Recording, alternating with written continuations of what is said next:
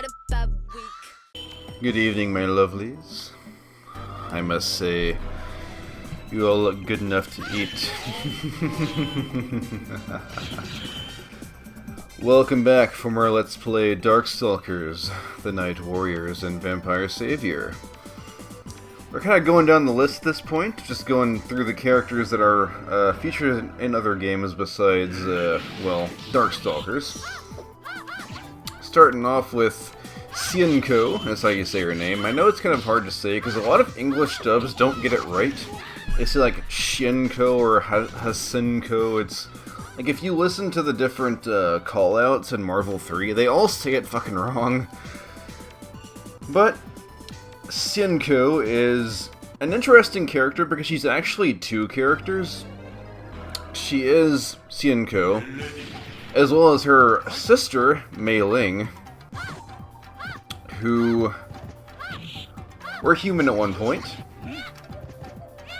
but is largely based off of Chinese mythos, particularly a type of Chinese vampire called a Jiangshi, or possibly a Chinese zombie, or vampire, one of the two.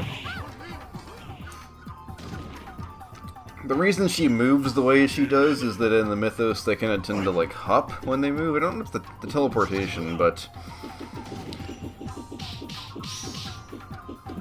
she can do that kind of air walking, which means she's one of the two characters in the entire game with an air dash ability, which is what I was like, that throws me off with Darkstalkers, because a lot of the more modern fighting games I play have an air dash, like BlazBlue.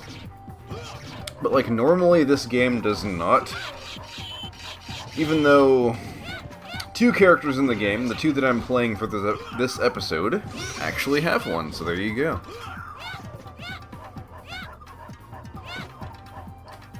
So what is Xianko's story? Well, she lived in a village for most of her younger life, and was a human to begin with. But her village was attacked, and she kind of transformed herself into this Chinese zombie thing to avenge her mother, who had died in the ensuing battle. Her sister, Lei-Lei, kind of turned into the little seal on her head, the kind of the paper that you see there. You can just see her in what do you call it? Vampire Savior. You can actually see her actual sprite. It's implied that her sister can like come out and live normally at any time she wants. In the anime series, or the OVA rather, she like actively switches places with Xianko, which is kind of cool. She was initially one of my least favorite characters because like I didn't find her all that interesting when I was younger, and she is, to be totally fair, one of the worst characters in Marvel 3. Like, I think she might be the most bottom tier character, if not close to it.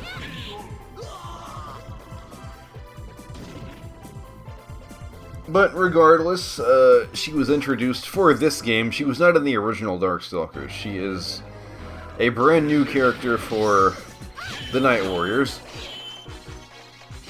She is a genuinely good, heroic character with no intention for evil, despite being a zombie/vampire. Funny enough, even in the, Japanese voice acting, she does speak some Chinese. Kind of a cool little thing there.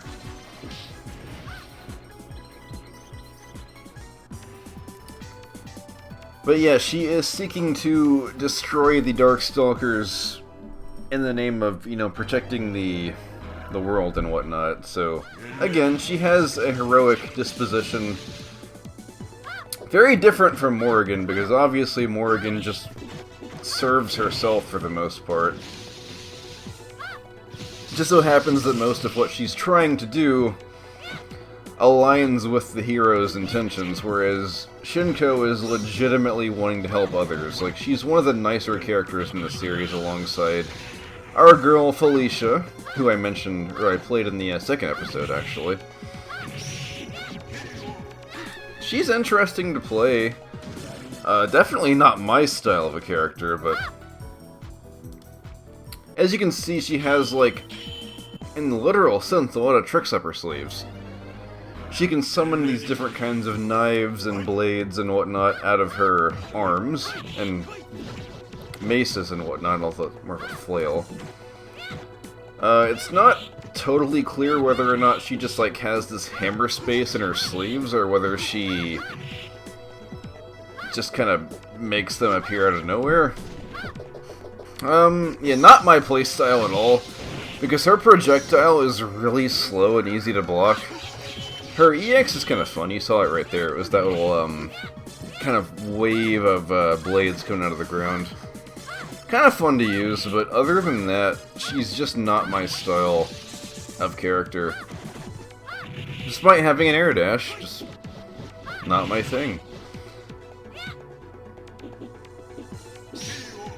So that made, like, that in part, like all the characters I suck with, made this LP easily the hardest one I've ever done. Because I'm only playing on the, if you're curious, I'm on the default kind of regular difficulty for the game. Which is just like whatever the hell it defaults to. As I said before, these old arcade games were notorious for being kind of quarter munchers, and they have kind of rubber band AI, so what I'm saying is you go and get fucked up. Like, compared to even, like, BlazBlue or Guilty Gear, the AI in this game does not show mercy. I couldn't imagine playing it on, like, the maximum or whatever. That'd just be a fucking input read city right there.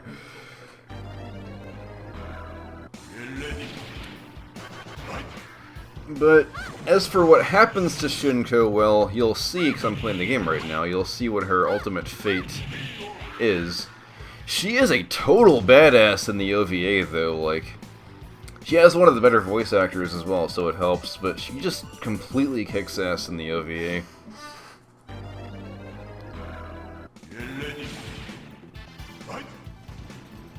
But yeah, she's genuinely quite kind-hearted and believes in helping others. Again, part of the reason why this game was called Vampire Hunter was that the two new characters introduced were, like, objectively on the side of good, trying to kill all the Darkstalkers because they believed it was the only way for, you know, a path towards peace. So, unlike Felicia, she's not above killing if it's necessary, she just fights more so in the name of justice. So kind of like a middle ground between Felicia and John, in that sense. As for character relationships, she has one in particular, and it's kind of weird. Funny enough, and I didn't even intend this when I was making the episode, but she actually has a relationship, believe it or not, with the other character that I'm playing in this episode, which is Lord Raptor. Lord Raptor genuinely loves Shinko. I'm not kidding. I wish I was kidding. It is one of the weirdest subplots in all of Darkstalkers, in my opinion. For some reason, this total power-obsessed zombie who's full of himself and just, again, almost like Morgan, very self-serving, is genuinely in love with one of the, like, most kind-hearted heroes. By the way, there's the time up animation for Pyron. Unfortunately, what Shinko did to herself was very taxing on her soul, which would have caused it to essentially sink into the abyss forevermore, but from beyond the grave, well, you'll see what happens.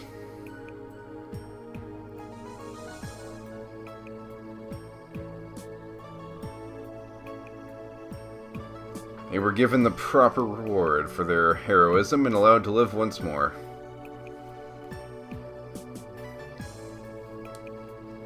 The kind of sad part is, like, spoilers, but, well, spoilers for this same fucking video. This more or less happens twice, because at the end of, see, they're kind of reincarnated here.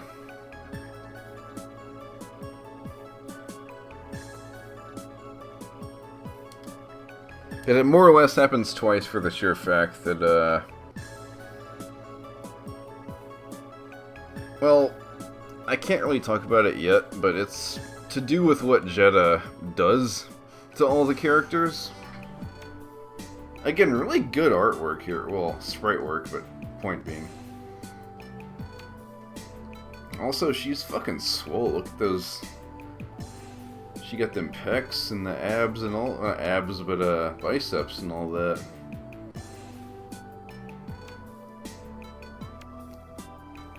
But yeah, she's a lot of fun, just not my playstyle. Moving on to Vampire Savior. Of course, we gotta have Lilith in this video. You heard that she even said ni hao, which is like the typical Chinese way of saying hi. Everybody knows that one. I think Vampire Savior had a little more voice acting than Hunter did. I just noticed. Also, she has this weird bomb move where you have to, like, kick it around and do that. But yeah, this is BB Hood, one of the new characters for Vampire Savior. Obviously, I'll be playing as her later, but, she is possibly one of the more horrific characters in the series, I'll just say that right now. Despite her appearance. Specifically despite her appearance.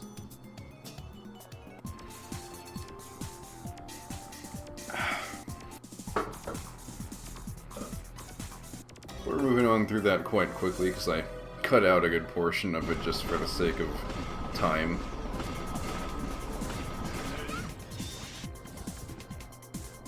I did okay against Morgan as Shinko. And by okay, I mean, well, you'll see. I am by no means good with this character, by the way. Don't take this as any sort of, like, boast of my skill. Again, I have one character I'm good with, which I'll show off. But yeah, there is Mei Ling in the yellow.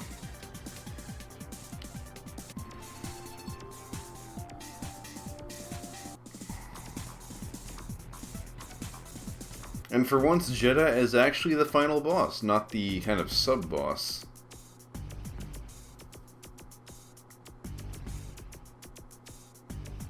By the way, did you catch that typo?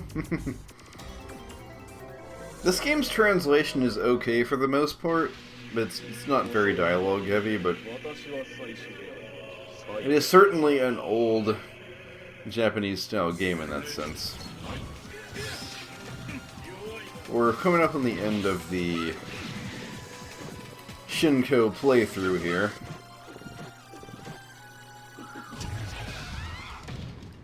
Was not easy, but what can you do? I wonder why the music keeps playing here. What the hell? Why is that? My audio is not desynced, I promise. It was just weird. But yeah. It's kind of the same thing twice. Again, their mother's, like, soul saves them from just being sucked into the void.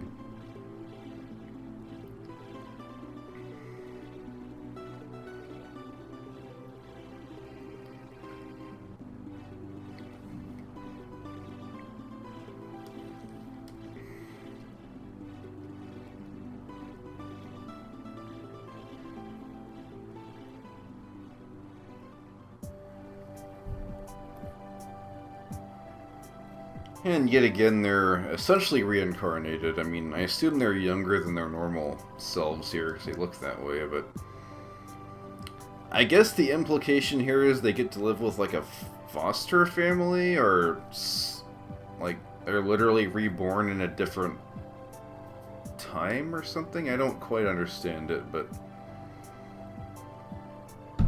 They definitely get the happiest ending of anybody in Darkstalkers, in my opinion. You know, something I should probably mention, for the sake of it, is that in a similar vein to Street Fighter, a lot of characters in this game, I would say 5 or 6 characters, all had their names changed in the English version.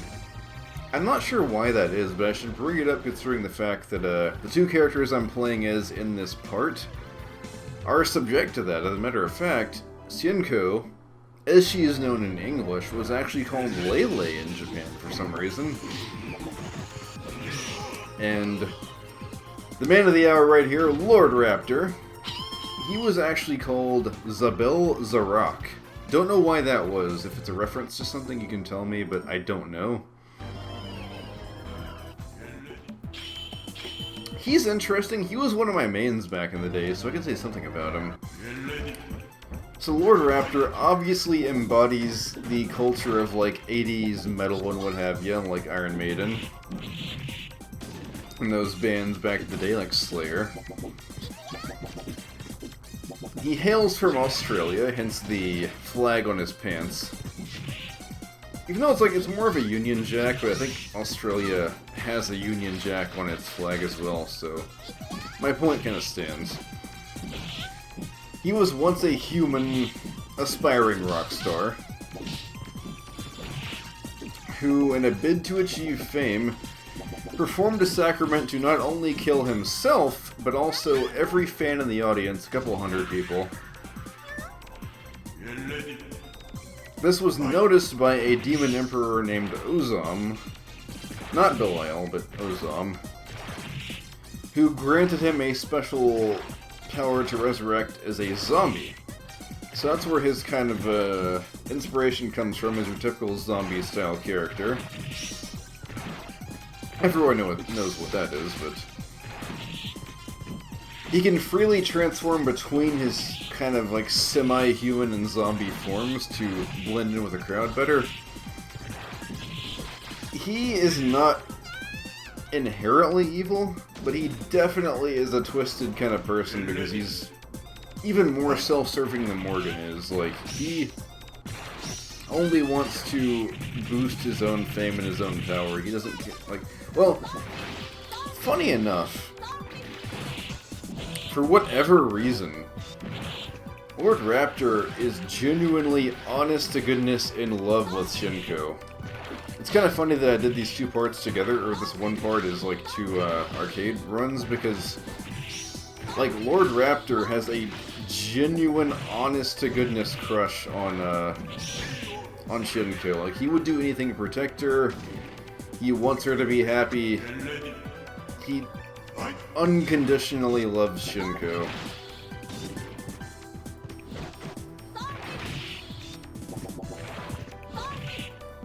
It's kind of funny to think about, considering his disposition for the rest of his character, because he doesn't seem like the person who would be that kind of lover, so to speak. But that's him, alright. Shinko is totally his waifu.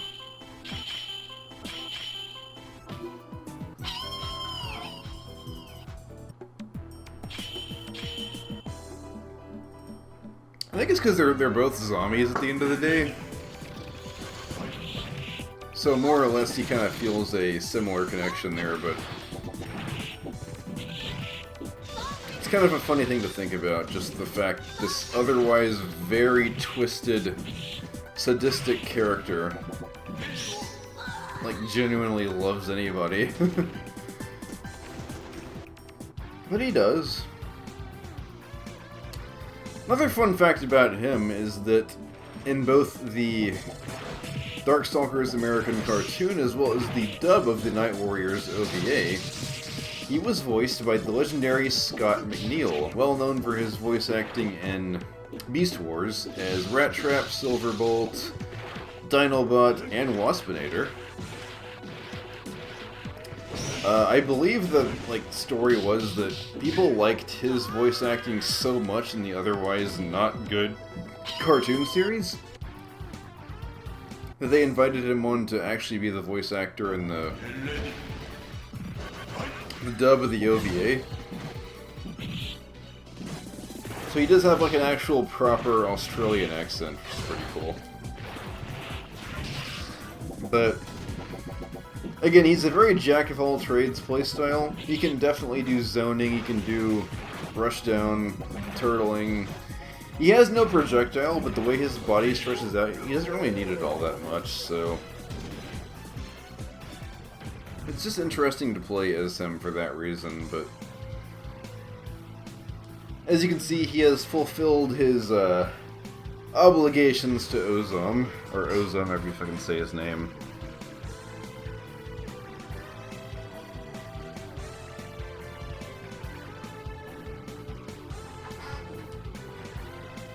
And it's a bit of a double subversion here, because you think, oh, it's a deal with the devil, he's gonna get fucked over or whatever, but he actually does get what he wants here, in this particular case.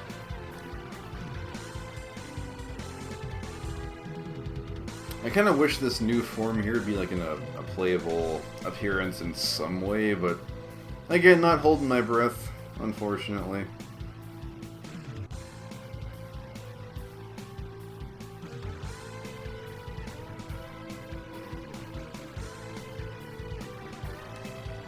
It's so fucking cool looking. It should be a super move or something at the very least, you know?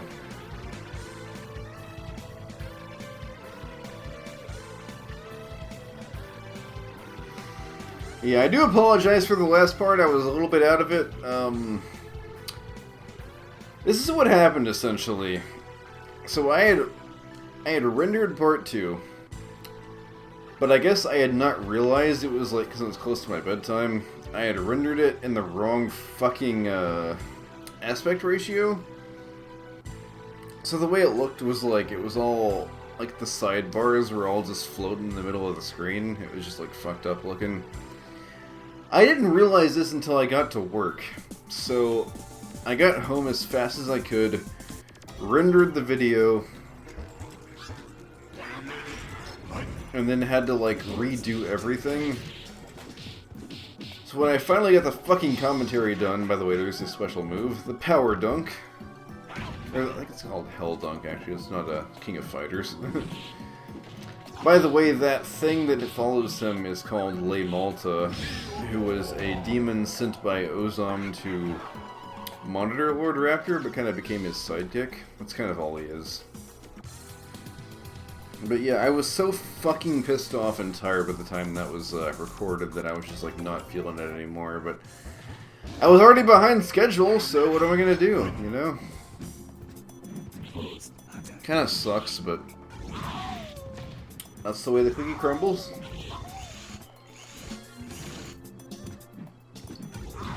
I can't wait to play as Joan. He's one of my mains, or he was one of my kind of secondaries, if you will. I have one main in this game, and you know who the fuck that is. Come on. If you are so blind not to know who my main in Darkstalkers is, so help you, because you've been given every possible hint in the world. And by hint, I mean I talked about it in the first fucking episode, so... She's on the right! Look to your right of our characters right there, and you see who the fuck my main is. I'm pretty good with her. I can actually do like proper combos and all that, but that's because I have dedication to one character and kind of like Blaze Blue, I guess. But yeah, John's definitely a tough one. Obviously, his like few combos can take off your entire fucking health bar, so be super careful around him.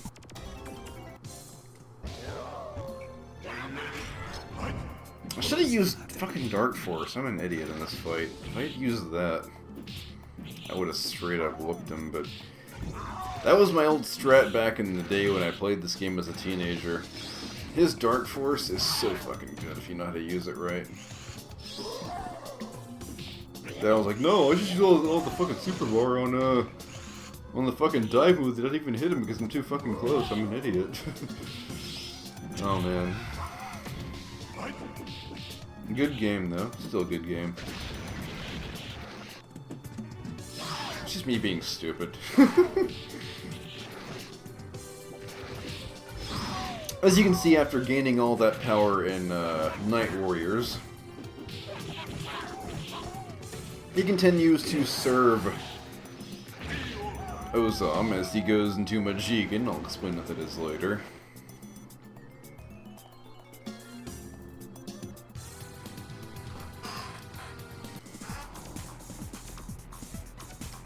Doesn't quite turn out for him so well, though. This map is so good.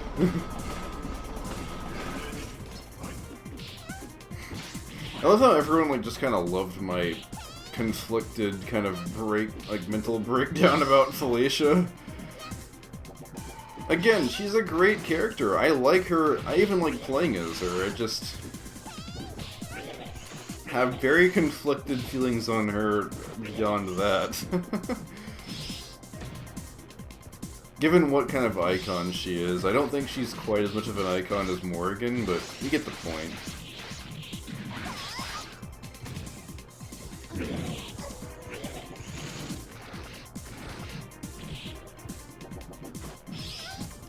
I love the kind of wobbly noise on his air dash too, it's a lot of fun.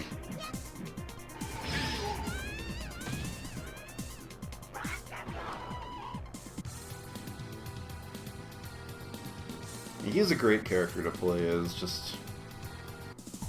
Again, very jack of all trades, for that reason.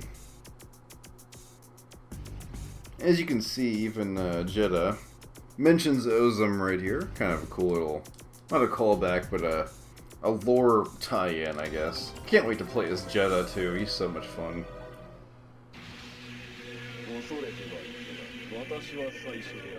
Sprites in this game are so good.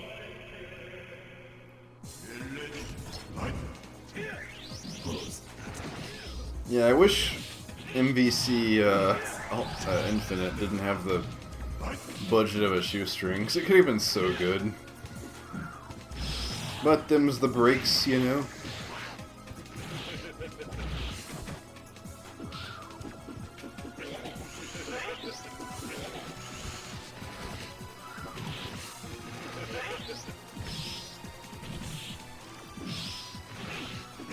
But aside from that,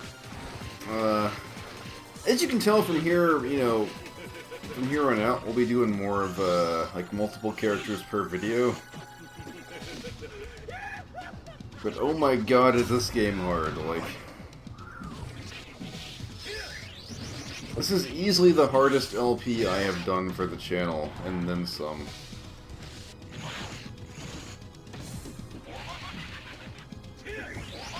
So... Don't ever tell me I actually... What the fuck did you just say right there? I'm taking action? Anyway, this ending's quite fun. We've taken out Jeddah. We gotta overload ourselves with power. Dude.